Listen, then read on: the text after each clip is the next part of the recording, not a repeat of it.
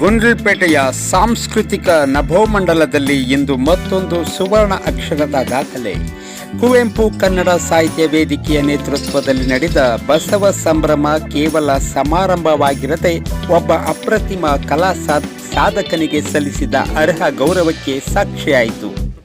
ಸೌಮ್ಯ ಸ್ವಭಾವ, ಅಪ್ರತಿಮ ಗಾಯನ ಹಾಗೂ ಕಲೆಯನ್ನ ಉಸಿರಾಗಿಸಿಕೊಂಡಿರುವ ಶ್ರೀಯುತ ಮಯೂರ್ ರವರಿಗೆ ಇಂದು ರಾಜ್ಯ ಮಟ್ಟದ ಬಸವಭೂಷಣ ಪ್ರಶಸ್ತಿ ನೀಡಿ ಸನ್ಮಾನಿಸಲಾಯಿತು.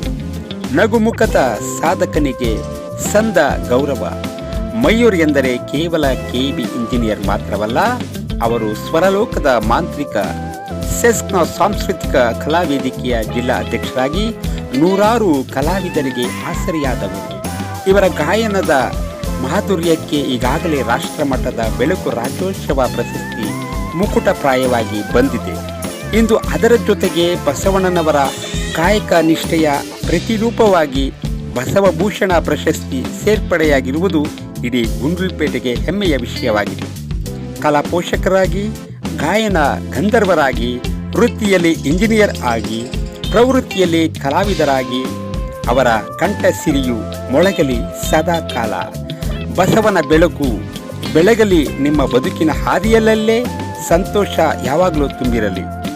ಹಿರಿಯ ಹೋರಾಟಗಾರರಾದ ಬ್ರಹ್ಮಾನಂದ್ ಅವರ ಸಾರಥ್ಯದಲ್ಲಿ ನಡೆದ ಈ ಕಾರ್ಯಕ್ರಮದಲ್ಲಿ ಮಯೂರ್ ಅವರಂತಹ ಒಬ್ಬ ನಿಷ್ಠಾವಂತ ಕಲಾ ಪೋಷಕನಿಗೆ ಗೌರವ ಸಂದಿರುವುದು ಅವರ ಸರಳತೆ ಮತ್ತು ಸಾಧನೆಗೆ ಸಂದ ಜಯವಾಗಿದೆ.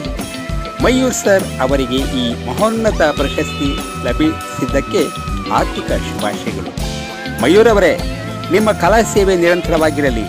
ಹಾಗೆ ಈ ವಿಡಿಯೋವನ್ನು ಲೈಕ್ ಮಾಡಿ, ಶೇರ್ ಮಾಡಿ, ಕಮೆಂಟ್ ಮಾಡಿ. ಹಾಗೆ ಗಡಿನಾಡು MRG ನ್ಯೂಸ್ ಚಾನಲ್ನ ಸಬ್ಸ್ಕ್ರೈಬ್ ಮಾಡಿ ಸ್ನೇಹಿತರೆ. ಎಲ್ಲಾದರೂ ಇರು, ಎಂಥಾದರೂ ಇರು, ಎಂದೆಂದಿಗೂ ನೀ ಕನ್ನಡವಾಗಿರು.